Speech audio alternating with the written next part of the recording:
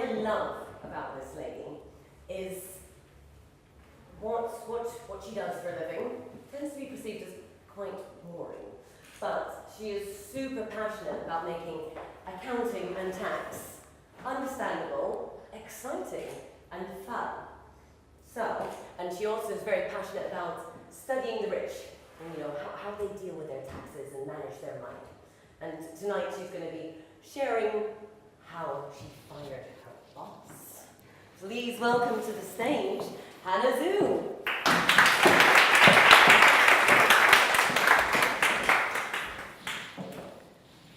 It is okay to sack your boss. Early in my career, I was working in a small practice of a firm of accountants. One day, a client came, and I was asked to make a cup of tea for that client. When the meeting ended, and the client has gone, but afterwards, my boss told me, the client said, "You made a really bad tea." At that point, I wasn't used to speak up, but something in me was screaming, I might not be good at making tea, but I'm good at a lot of other things.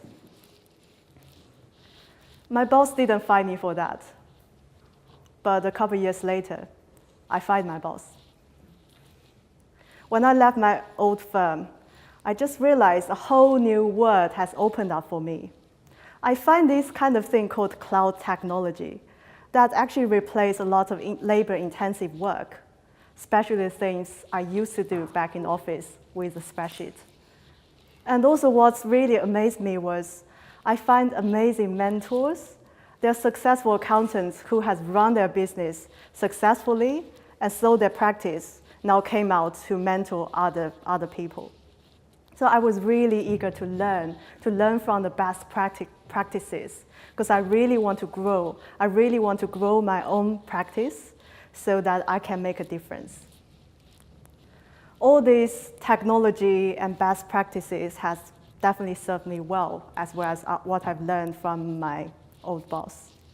It's been 3 years now. I have 2 apprentices working in the firm. Of course, it's a kind of hard journey. Entrepreneurial life is not always easy. Up until August this year, I've kind of hit the upper limit symptom.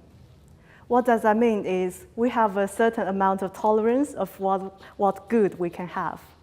When one area of my life goes well, the other area goes down. So what was happening was in August, we had a really good month in terms of getting deals and getting money coming in. But deep inside me, I wasn't feeling nourished about it. Every day I felt really dry. I was really stressed. I had loads of sleepless nights, and I had a lot of headache. I couldn't find out the reason why, because I was always looking after myself in terms of diet. I exercise regularly, but just somehow I couldn't figure out why this happened. It might be something my body is telling me a message. My body is telling me something has to change in my life. So I started all this searching for the answer. I started meditating and to find out what's the message. So I just realized that not all areas in my business are the things I really enjoy doing.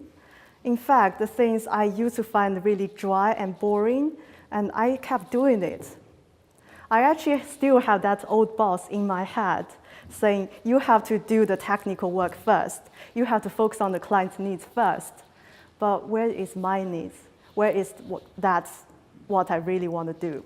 I want to focus on my vision.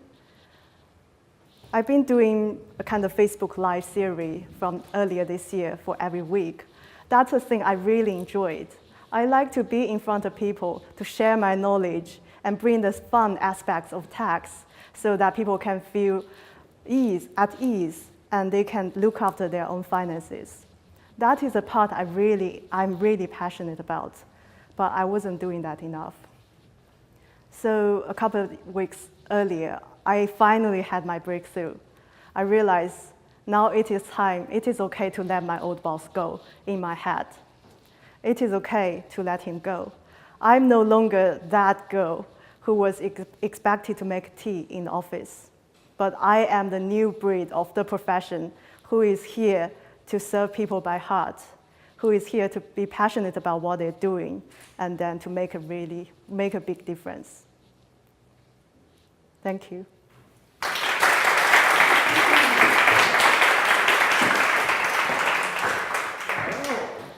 Really enjoyed that. I really loved the way that you've actually said it's no to just doing all the drudgery in your business and actually focusing on doing what you love. And it really comes through when you talk about tax and accounting. So, over to the judges. Love that. I saw it earlier on the. We cheat a little bit and practice on we have our own WhatsApp, which is really cool. Great use of your voice, really clear, and I think that's really important. When I'm presuming you guys could hear it very clearly at the back, and the diction is beautiful and everything like that. And they're all the positives. I love that. And Anik's going to talk about the story, obviously. The thing I'd like to see you do more is use your body more. And I don't mean throwing your arms and legs around, okay? But you've got all this stage that you didn't move. And I think it's really important, especially when you're telling a story, use the stage as much as you can. Not just for the sake of using the stage, but it is a platform. So you were talking about what happened in the past, and we read left to right. So for you, start that here, okay? And then as you move into the present, bring yourself to here. Okay, and when you talk about what you're going to do in the future, maybe finish here. And apart from anything else, especially in an environment like this, where you've got these pillars, it's quite different. I can see two girls here. Do I say this side? Do I go that side? And, help them out a little bit and make sure that they can see you and hear that stuff. Okay? Yeah. Thank you. Good work. I think Hannah is probably one of the accountants who speaks most in London. Like normally, accountants any accountants in the room, who else is one? I don't see a lot of you out speaking. It's good. More potential for you as well. You know what I really loved? I loved the story loop Hannah did. She started talking about her boss at the beginning, and then she looped back, closed the story, closing the loop at the end. That was really powerful.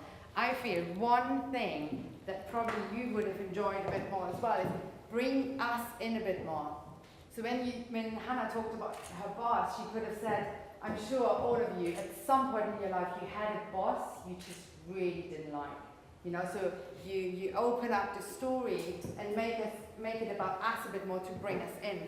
And I feel that always helps us to make more sense of your story as well. And one more thing I wanted to add, Ash is right. You have a lot of hand movements, and then when something starts to get repetitive, I know this speaker wants to move, but you just don't know how, right? So, for example, when you were talking about the meeting room, you can really then go over here and say, we have this meeting room, there is these green chairs, and, my boss was sitting there with his mustache. Mustache, is that the right word? I sometimes use words I don't even know if they're right. Anything to make it a bit more visually come alive, right? And then you can just anchor certain parts of the story on stage, and then it helps you move as well. But otherwise, keep speaking, keep getting out there. And if you know anyone who needs an accounting speaker, female, speak to Hannah. She loves it. Good work. Thank you. One more round for Hannah. Thank you.